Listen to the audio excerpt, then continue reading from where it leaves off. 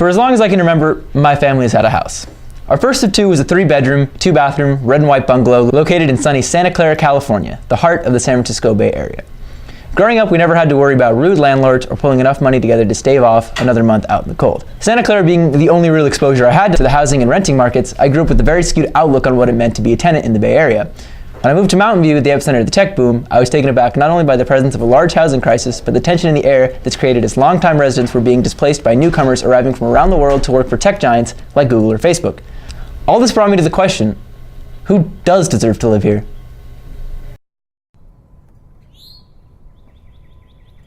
Generally, there was more variety when I first began managing. I had, teachers, artists, some in high tech. I had attorneys. I had quite a range.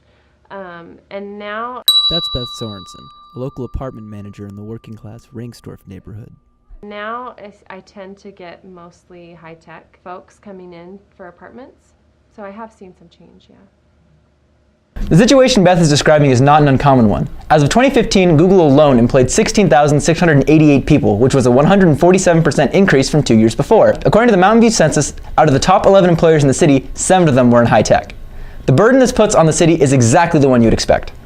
On Tuesday, November 1st, 2016, the City of Mountain View held a special community referendum on the topic of the housing crisis. Specifically, the vote would be on the instituting of rent control in addition to a number of new programs designed to ease the stress felt by current tenants while making space for new tenants.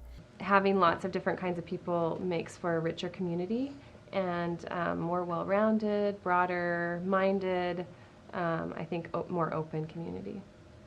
The goal of this housing community is to make decisions that benefit the community, not its largest employers. I see Mountain View as a very challenging place for tenants, and the city itself is trying to do something now, even though over time things haven't been done to keep the housing inventory up.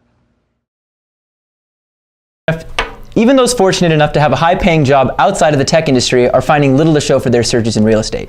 Margot Werner moved to the Bay Area 3 years ago to accompany her boyfriend as he pursued a postdoctoral degree at Stanford University. Postdoc salaries in science are very, very low, so I had to get a job working for a pharma company in order to support him. Normally, Margot would be considered a pretty handsomely paid employee, making a much higher salary in California than she would in practically any other state. However, due to a lack of supply in the housing market, she was not able to afford a viable unit near her work. The one she ended up settling for was anything but the luxurious condo her salary would promise her anywhere else. So we looked for housing and found out that it was around $3,000 a month for really old, kind of run-down, terrible apartments. And they raised our rent every time we signed a new lease, and it just got higher and higher. But we looked around the area, and it's the cheapest one within like an hour. So it just seems to be typical of the area. These practices are clearly unjust and show what kind of desperation this housing shortage creates in tenants and how landlords can get away with these practices simply because their units are built on such valuable real estate. It's such a terrible apartment building. We don't have hot water or electricity most days. And my neighbors with a newborn, they don't have a wall. It's just tenting. Measure V introduces new legislation that would mandate a maximum 1% increase over 12 months and forbid landlords from evicting or relocating tenants without a valid reason. A city ordinance like this would have prevented what happened to Margot when she was relocated to make way for termite fumigation. And one day we got a notice under our door saying that you're going to be evicted for termite tenting for 3 days with 4 days notice. So it was really, really expensive, especially because they were still charging us rent at the same time. I had to take them to small claims court and hire a process server to serve them papers, and did a lot of researching and talked to a bunch of lawyers. And under California Civil Code, they cannot charge us rent when they forcefully remove us from our apartment. So hopefully win the lawsuit. But in the time being, we're living in our car for around 3 weeks, which thankfully is a very large Honda Element, so it's not too bad, and we shower at work.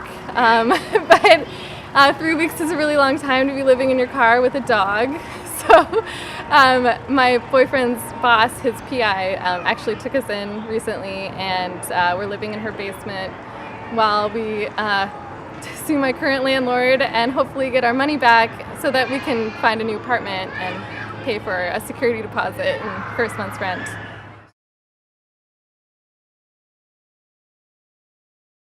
So the other ways to combat our rapidly rising rates is to increase the supply. So if you increase the supply, the demand stays the same, but supply goes up, so prices have to fall. It's economics 101. When the mayor talks about the housing crisis, he talks about the housing supply. Anybody driving around Mountain View can see all the new apartments that have been going up, and the condominiums and other townhomes and things of that nature. This approach is not out of line with most solutions being sent before the city council. Consequently, it is tinkered with quite frequently at town hall meetings. Quite simply, residents are worried that this leaves a lot of the specifics for the construction of these new units to be decided by those without the best intentions for the community in mind. The Just Build More solution, as simple as it is, has been arrived at due to simple laws in the state of California that make the practice of rent control illegal to any structure built after 1995. This actually benefits some of the less financially endowed residents in Mountain View who live in older apartment complexes, such as those on California Street and Rangsdorf Avenue. However, the mayor knows that the majority of the community does not live in these smaller, older units, and he attempts to help the community as a whole by increasing new housing regardless of rent control measures so that the communities that have already been established in Mountain View do not have to make way for new residents. Mayor Rosenberg shared a story with me to illustrate his point. Stays the same. Walk up and down Castro Street and count how many forced help wanted signs you see in the restaurants and windows. I did it once. I walked from City Hall to the railroad tracks on one side and walked down the other, and I counted 23. 23 help wanted signs and windows. So that's a sign that people who live locally and make minimum wage, because those are usually minimum wage jobs, they don't live locally anymore. There's all sorts of evidence around you to suggest that people have moved out, and it's hard for employers to find the bodies they need for what would be traditionally low earning jobs. Meaningful and important jobs, but low on the pay scale. From a very broad view, it is argued that there is an inherent contradiction between wanting to grow as the economic coalition of a city and wanting to grow as a collective community during this stage of growth. We, as a community, do not want to live in a homogenized commercial park of a town, but we also want the economy to drive forward and help fund some of the amenities that make living in Mountain View so great.